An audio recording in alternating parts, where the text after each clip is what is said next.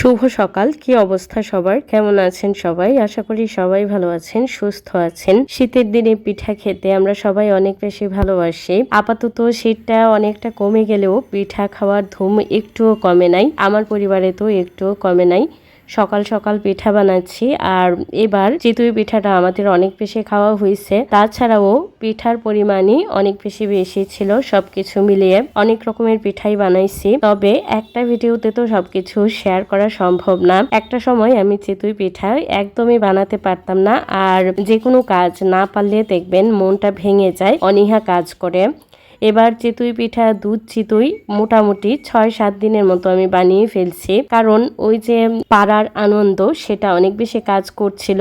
যে কোনো কাজ পারলে দেখবেন করতে অনেক বেশি আগ্রহ লাগে। আর পিঠাগুলা খুব বেশি ফুলকো ফুলকো না হলেও অনেকটাই সুন্দর হয়েছে।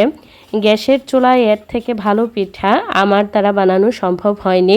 আর একটা পিঠা একটু ভেঙে দেখাই, অসংখ্য জালি ফুলকো ফুলকো পিঠাই হয়েছে। তবে আমাদের বাড়িতে যে আমার শাশুড়ি কিংবা আমার কাকি শাশুড়ি বানায়, সেই পিঠাগুলা দেখতে এত বেশি লোভনীয়। ওইটা হয়তো মাটির চুলার বৈশিষ্ট্যর কারণেই। কিছু পিঠা এখন দুধে ভিজিয়ে দেব, কিছুটা চিনি দিয়ে দুধটা আমি একটু ঘন করে জাল দিয়ে নেব। পরবর্তীতে আমি খেজুর গুড় বা পাটালি গুড় ভালো করে জ্বালিয়ে দুধের সাথে মিশিয়ে দেব।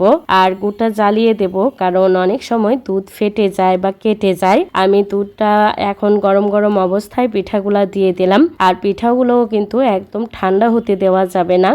দুধ চিতই বানানোর ক্ষেত্রে পিঠাগুলাও একটু গরম থাকতে হবে এবং দুধও গরম থাকতে হবে। তবে গুড়ের পরিমাণটা বেশ অনেকটাই কম দিলাম, কারণ আগেই তো চিনি দিয়ে দিছিলাম। এবার গুড় যতটুকু দরকার ততটুকুই দিয়ে দিলাম। ভিডিও ভালো লাগলে প্লিজ একটা লাইক দিতে ভুলবেন না। আরও নতুন নতুন ভিডিও দেখতে পেজটা ফলো দিয়ে রাখতে পারেন। ভালো করে নাড়াচাড়া করে 7-8 ঘন্টার জন্য এটাকে ফ্রিজে রেখে দেব।